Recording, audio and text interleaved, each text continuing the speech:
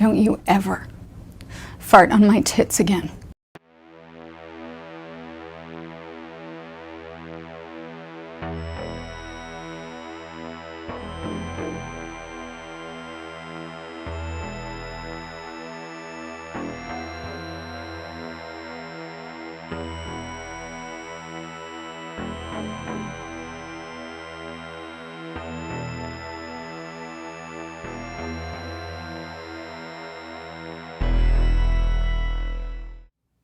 Hey guys, Jim here. Welcome back once again. Today we're going to be taking a look at a beautiful, beautiful offering from Rike Knife. This is the 1902. Now, I've had the wonderful opportunity to be, I think I was pretty much the first person out here on YouTube to introduce you guys to Rike Knife.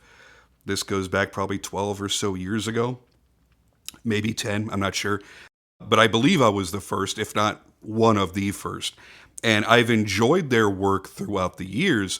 Not everything has struck me, but one of the things that I particularly enjoy from them are their very modern and futuristic designs that they do. And then they go way off and do crazy art knives that normal, mere mortals can afford. It's pretty darn cool.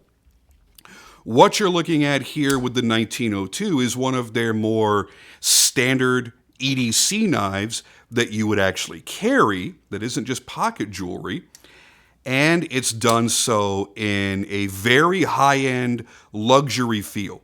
This feels, when you put it in your hand, when you feel the way that this was made, all the contours that were done, the way the inlays were done, and when you feel this action, you would think that you're holding a good $1,200, $1,400, $1,500 knife in your hand, and it's just not anywhere near that. Rike is able to offer some extreme designs, just absolutely beautifully done with incredible finish work and done with amazing materials for prices that most everybody can afford. Look at all the details here. The titanium pivot collars that were anodized gold, the gold anodized hardware on the only two exposed body screws. Then you've got the Todd Begg style clip with the ceramic ball in the end, and that allows you to have perfect tension in the pocket without having to struggle to get it over the lip to put it in or for it snagging on the way out. It's always perfect, and that's why I love that clip design so much. I love the way they did the blade window and then the extended cutout. It really, really looks good.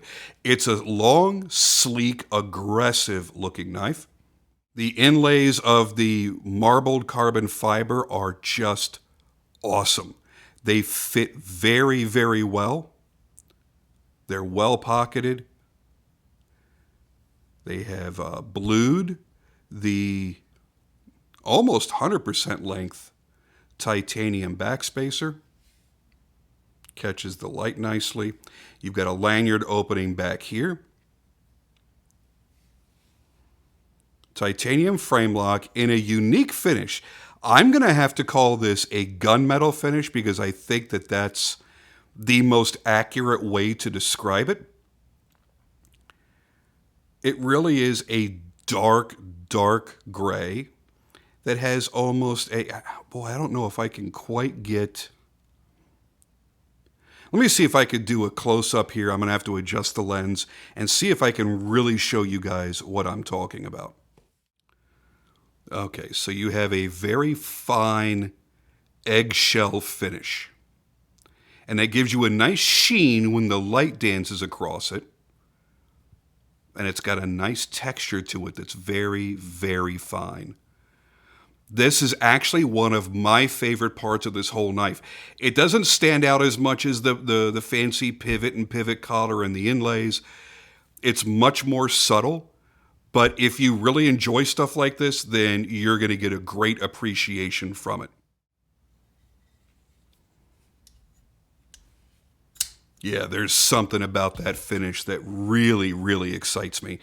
Another thing that excites me is the feel in the hand. Now, it does taper to get quite skinny, so if you've got large hands like I do, you're going to wrap around it quite a bit. But it feels really, really nice. Detent is a medium to strong that's pretty crisp. And the action is so wonderfully smooth. It feels great. They've also done a really good job on shaping the flipper tab, and the jimping on there, it grabs your flesh and gives you the solid purchase on the flipper tab that you need to always get the perfect flip. Can you reverse flick it? Yes, you can, but you're really grabbing more into the machine cutout and not so much into the window there. But you can certainly do that if that's what you want to do. One of the things I think is going to surprise most people when they get this knife, even though, yes, everybody can read and you understand what measurements are, you look at it online and go, okay, it's got a 3.93 inch blade. Realize that is just a tick under 4 inches. This is a 9-inch overall knife. This is a big, long knife, but it's slender, it's slim, and it's very lightweight. It's deceivingly lightweight, 4.93 ounces. That sounds like it could be a little bit hefty, but it's not. And it's so well balanced. The balance point is right behind the bolster area there, or what would be a bolster. And it feels really, really good in the hands overall. One of the things that Richard Wu over at Rike Knife prides himself on, besides the incredible machining skill, is his attention to detail in very extravagant art-like designs. There's a lot going on here, design-wise. First, in the shape of the handle, the shape of the blade, the way those two complement each other, both open and closed, but also the way that he's done this split frame design. That's something I'm a fan of. If you've seen a lot of my designs, then you know that I like to do the same kind of thing. I like to have separation where there's panels of carbon fiber or whatever inlay material with the titanium frame in between it. I just think it's a handsome look, and it breaks up the monotony of just having one single inlay. And his idea of milling these pockets into the backside keeps the typical boring lock side on a frame lock from being boring. I love that. And then you've also got this little pronounced peak right here. Let me see if the light is catching it just right. So it's where the backside of the frame comes up, and then it just kind of dips in here toward the lock, and it's got this nice little line right there. Again, it's subtle, but it's something nice. It's like when you see the right body lines in the fender of a car. It's not the most important thing. It's not the first thing that people see generally, but it's what adds to the overall aesthetic and makes one design stand out more in people's eyes than others. And that's what Richard is so damn good at, is creating these subtle little things, along with a bunch of crazy over-the-top things as well. I don't want to say that he doesn't do that. He does, but he's also good at bringing out subtlety. There is the signed titanium pivot that is anodized to a sky blue or a cyan, and then that's surrounded by that golden anodized titanium pivot collar. It's a really nice combination. I typically don't like gold colors on my knives, but this is a nice combination. Having it against this gunmetal color of titanium, it works. Works really, really well. I think if anything doesn't work, it's maybe the blue. I would have perhaps maybe done gold for the backspacer and pocket clip, because now you got blue going up against red, up against gunmetal, then up against gold. I don't know that it really, really works. I'm sure for a lot of you out there, that's one of your favorite things. You're like, oh, the blue is what does it. And that's cool, man. But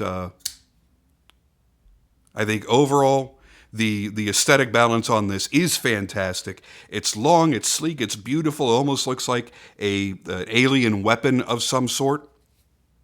Really, really well done, Rike. Always good to see something in from them.